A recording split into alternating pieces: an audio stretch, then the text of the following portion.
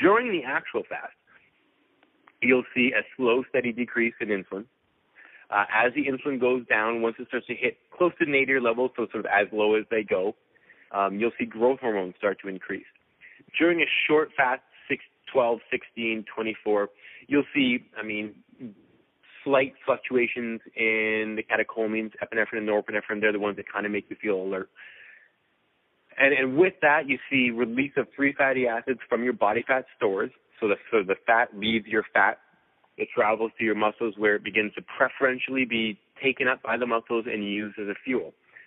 Because your muscles are using fat as a fuel, it spares glucose or blood sugar. That's what allows your blood sugar levels to be stable while you fast so that you don't have massive dips like everybody gets worried about. Your blood sugar lowers while you're fasting back down to what we call normal levels of fasting levels, and then it tends to regulate there because instead of using those carbohydrates and blood sugar, you're using the fat as a fuel source.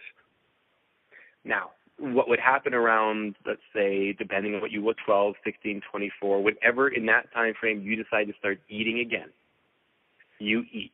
Your body realizes that you've eaten, and 15 to 20 minutes later, your insulin levels will start to rise. Your GH will go down a bit slower based on the half-life of the growth hormone in your body. You'll have a period of time, even after you ate, you'll still be burning some fat because the fat is available in your blood. It doesn't just like you decide to have a bite of something and all of a sudden all the fat just evaporates out of your blood, right? It still has to get to the muscle to get burnt. Then, slowly but surely, you return to the fed state and you switch from using your body fat as a fuel to your food as a fuel.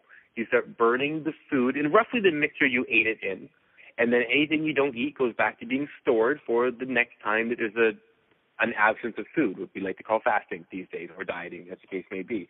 So those are the two main hormones. You have other hormones that flux slightly, but never anything that, from a research point of view, we would call significant, right? So, or I guess relevant, as the case may be.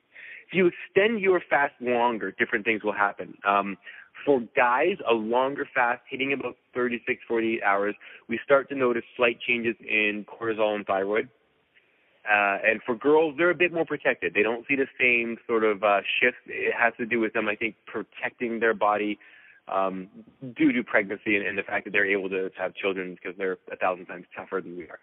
So, but for guys, we tend to see this lowering of thyroid and catecholamines. Really, the minute we have any sort of, thyroid and cortisol, any type of carbohydrate, they tend to return back to normal. Sure. Then for guys, when you go even longer, 7 to 9 days, you start to see a pretty significant drop in testosterone. And this is really cool. This is some of the research I covered in the newer version of Eat Stop Eat. In the studies looked at 7 or 9 day periods of fasting. And this gets back to what you and I talked about right in the beginning about how you really have to consider intermittent fasting being the period you're eating and the period you're fasting, like some sort of like yin-yang combo. With these guys, so they fasted a group of guys for 9 days, I believe, 7, 9 days, and their testosterone dropped. And then they refed them.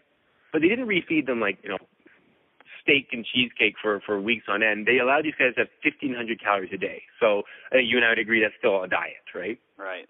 These guys' testosterone just skyrocketed, close to double in some cases the levels they were before. So part of the thing you have to realize with a fast, and depending on the length of it, is that it's not only that changes just transient with the fast, but they also cause changes after the fast. And a lot of times those changes can be beneficial. That's why I like to say that, the period of time eating after a fast is almost just as important as the fast itself, right? We're looking at not only how hormones reacted during the fast, but how they react after the fast when you reintroduce some food again. That's really just generally it. Yeah, so you go through a cycle of sort of fasting and eating, and your hormones kind of go up and down depending on what you're doing and what you're eating. It's so funny to me because, if we think about what you just said, all of it plays into this brilliant natural plan, right? Which is when we're hungry, or when we're super hungry, we probably shouldn't be moving a lot. We shouldn't have testosterone. We shouldn't want to go out and have sex with somebody while we're starving. You know what I mean? Right. We probably should be conserving energy. You know what I mean? Yeah. And then as soon as we get food, it's go time. You know what I mean? Yeah. So it's just really interesting to me. It's all this brilliant natural plan, and people who are in certain communities have these ideas, but it all comes back, and even the research validates it, that it just all makes perfect sense. It's pretty wild. So I'd like to just dig into kind of one more thing with you, Brad. So you were in the supplement company doing research for these guys, right? Yeah. And although I do like some supplements, a lot of the industry is really, really just keeping people in confusion, and it's a lot about marketing and telling people they have to take these fat burners and these things in order to get results. Yeah, we use the term blind them with science. Right? Yeah, exactly.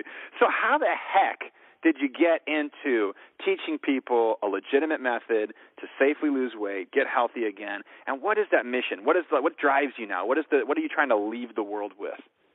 Right. All right. So how I got into it was pure luck. So the supplement company I worked for did incredibly well at a very early stage, and they had a lot of money, and they actually dropped significant dollars on research, right? So since I was in charge of the research for a period of time, I got to know the people doing the research, and it really, really was what piqued my interest back into not only going back to school for nutrition, but what I realized was that it takes that level of understanding. If you don't have graduate research or a graduate background, what you do in grad school most often is simply you really learn how to analyze the methods and trials, right, in terms of how research studies are designed, how they're analyzed, that you're trying to accomplish. You really get down to that. And that's the part I started falling in love with when I was working in the supplementary is, wow, like it really, design really, really matters. The subject group really, really matters. The length of time really matters. What you decide you're going to measure versus what you're going to decide you're not going to measure, just, everything comes into play. And in fact, a lot of people don't realize, the best way to do research is you declare right off the bat, I am doing this research on these people. I'm going to measure this. My power analysis means I need this many people, and go. Bad research is, I studied a bunch of people, I got all this data, now I'm going to just sift through it and see if I can find anything of significance, right? So when you started realizing it's so targeted, I'm like, I want to be a part. Like I want to understand that more. So that's what got me into it, was me really wanting to understand. I didn't want to just read research anymore. I really wanted to understand it. I wanted to be able to analyze it, right? And that's what drove me back to school. Then if you can think about it, like for the first 6 years of my professional career, I read and reviewed research for the supplement industry. And then for the next 7 years of my fashion career, did basically the same thing, reading and reviewing research.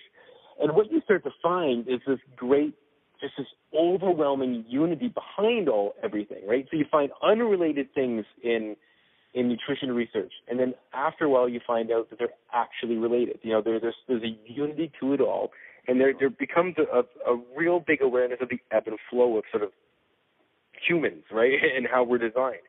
And so that's what really got me into enjoying fasting. To me, it was the best way to explain this ebb and flow to people by simply this is what happens when you eat, this is what happens when you don't eat, and this is what happens when you're transitioning between the two. Done, right? My end goal, because I know that intermittent fasting has reached a fad level, and I have a feeling it's going to blow up to a point of a level where, Brad Pilon is not a name in it anymore, right? It'll be like Dr. Oz, you want to fast or something. Right. So all I want, what I want people to take from my work is simply to be comfortable with the idea that it's okay to take a break from eating. It's okay to not eat if you don't feel like eating. I also want them to know it's okay to eat when you feel like eating, right? Whether or not you're hungry, let's just say that I'm not really hungry, but you called up, you're in town, and you want to go out for food. I'm like, that's okay, I'm going to do that. Because I know that when Tyler's not in town, I don't have to eat if I don't want to. I want people with that sort of freedom, right? It's not really control. It's not freedom, eat whatever you want with no repercussions whatsoever. It's simply the freedom to know there's certain restraints and restrictions into how you can eat. But the freedom is really knowing how to move within those boundaries, right? So for me, to know that you don't have to always eat is probably one of the best skill sets people can have right now to combat the marketing and advertising and consumerism approach, which is pushing on us the idea that you should always be eating. Like at any given moment of any given day, we are going to break down all barriers so that you will eat. Like when you and I were growing up, you didn't eat in a library. Right? You get smacked for that. Now there's a Starbucks in every single bookstore, right? Like we've broken down those barriers. I can remember my grandmother's house. You didn't eat in the TV room. And again, you get snacked. You eat at the kitchen table. We've broken down that barrier, right? We've created foods specifically for each time of the day for eating. And when I was in the supplement industry, we created protein you take specifically at night so that we compete outside of the post-workout protein period, right? Like the message, no matter where you look with consumable food, is for consumable food like any other type, but is eat all the time, always eat our brands, right? So to combat that, I just want people to be free to decide, I'm not eating. I want it to be socially acceptable for someone to be like, hey, you want to go out for dinner? And be like, nah, tonight I'm not hungry. Let's go tomorrow, right? I want to sort of break down that convention. That's all I want. I don't want an entire nation of people fasting for 24 hours once or twice a week, because that's sort of, that would become too regimented. I just want them to use it as a tool to realize that when they need to, they can fast. And that's it. That's fantastic. I remember the first time I discovered that freedom. It was back in 2000. I think it was 2006. I was out training with a group of just freakishly strong guys. And one of the strongest, most ripped guys I've ever met in my life was there. And he was doing crazy stuff like deadlifting 800 pounds, and he was bending these spikes over his throat, and all. He's a professional performing strongman, right? Yeah. And this guy, we're about halfway through the day, and he bonks super hard. And he can't do anything. He can't think. He can't perform. And he's like, I got to get a meal. If I don't eat every 3 hours, I'm so exhausted and I can't do anything. And I was like, wow, I can eat all day. I can not eat all day long and be 100% fine. And that's that freedom that you're talking about. That was so powerful for me when I discovered that. I was like, holy cow, this guy's one of the strongest people I've ever met. And if he doesn't eat for 3 hours, he's done. Yeah. You want to hear a really cool secret story from me? When I was in university doing my undergrad, there was a protein bar, Mesotech bars, just delicious, right? Fantastic bars. I used to make my girlfriend carry one around in her purse because if I didn't eat every 2 or 3 hours, I got cranky and irritable and miserable. And now she's my wife, so she likes to point out all the time. She's like, remember you made me, like, now you fast for 24 hours and you're fine, but back then, you had to have your protein candy bar, like she likes to call it, right, in my purse, just in case, right? Drive was too long, got some traffic. Whoa, the movie, instead of a 2.5-hour movie, we gave it a 3-hour movie, you had the protein bar, right? So it's so much of it. But the thing is that, like, I wasn't making it up. I actually did get irritable and tired because I expected to get irritable and tired, right? So a lot of that, your relationship and how you react to food, a lot of it comes with how you think you're going to react to food. And once you realize that you do have the freedom to go without for a while, all of a sudden a lot of those symptoms and things you thought were going to happen stop happening. Well, that's fantastic. Brad Pilon, thank you so much for your time. I'm going to be putting a link to the book, Eat, Stop, Eat. You guys should all take a look at it. It's a fantastic resource on how to get started intermittent fasting. So I really appreciate it, man. Thanks for dropping those truth bombs on our crowd. No worries, bud.